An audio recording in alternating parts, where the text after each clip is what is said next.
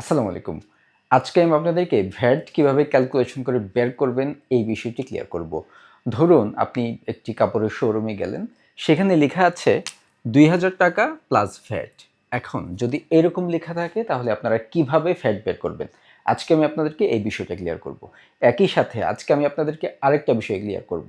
যদি এরকম লেখা থাকে ৳২,০০০ ইনক্লুডিং ভ্যাট, এর মানে হচ্ছে ৳২,০০০ মধ্যে ভ্যাট অন্তর্ভুক্ত আছে।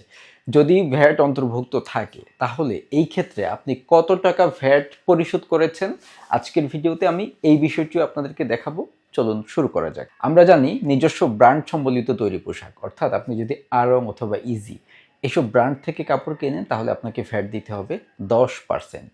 আর নিজস্ব ব্র্যান্ড ছাড়া আপনি যদি বসুন্ধরার কোনো দোকান অথবা যমুনা ফিউচার পার্কের কোনো দোকান থেকে কাপড় কিনতে যান, সেখানে ভ্যাটের হার হচ্ছে 7.5%। অর্থাৎ আপনাকে ৳100 ৳7.5 ভ্যাট দিতে হবে। ধরুন আপনি কোনো একটি ব্র্যান্ডের দোকান থেকে ৳২,০০০ কাপড় কিনতে গেলেন, সেখানে লেখা আছে ৳২,০০০ প্লাস ভ্যাট। তাহলে আপনাকে এই ৳২,০০০ উপরে কত ভ্যাট দিতে হবে? তো আমরা জানি নিজস্ব ব্র্যান্ড সম্বলিত তৈরি পোশাকের ক্ষেত্রে ভ্যাটের হার হচ্ছে 10%। এই ক্ষেত্রে আপনি ভ্যাটের ক্যালকুলেশন করবেন ২,০০০ গুণ 10%, অর্থাৎ ৳200।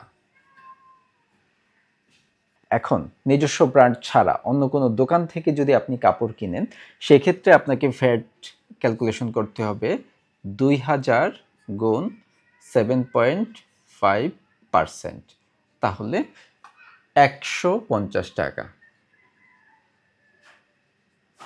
অর্থাৎ ভ্যাটের ক্যালকুলেশনটা করতে হবে ২,০০০ গুণ 10%, ২,০০০ গুণ 7.5%, এইভাবে।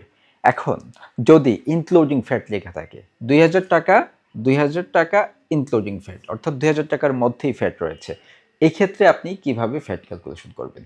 এক্ষেত্রে ফ্যাট ক্যালকুলেশন করার নিয়ম হচ্ছে আপনাকে ২,০০০ গুণ উপরে 10 নিচে 110, অর্থাৎ 10/110। তাহলে আমরা ক্যালকুলেশন করে দেখেছি যে এইভাবে ক্যালকুলেশন করলে ৳২,০০০ উপরে ভ্যাট আসে ৳১৮০.৮১।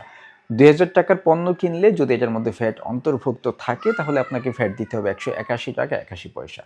এখন যদি নিজস্ব ব্র্যান্ড ছাড়া অন্য কোনো দোকান থেকে আপনি পণ্য কিনেন, তৈরি পোশাক কিনেন, সেক্ষেত্রে আপনাকে কত টাকা ভ্যাট দিতে হবে? কিভাবে হিসাব করতে হবে? ২,০০০ গুণ, এই ক্ষেত্রে ভ্যাটের হিসাবটা হচ্ছে 107.5, উপরে হবে 7.5। ওকে, আপনি যদি এই ক্যালকুলেশনটা বের করেন তাহলে আপনার কত টাকা ভ্যাট এসেছে সেটা আপনারা পেরে যাবেন। এখন আপনাদের কাছে প্রশ্ন, আপনারা যদি নন ব্র্যান্ড থেকে ৳২,০০০ পণ্য কিনেন, সেখানে যদি লেখা থাকে ইনক্লুডিং ভ্যাট, তাহলে আপনাকে কত টাকা ভ্যাট দিতে হবে? এই বিষয়টা আপনারা সবাই কমেন্টে জানাবেন। সবাইকে অসংখ্য ধন্যবাদ।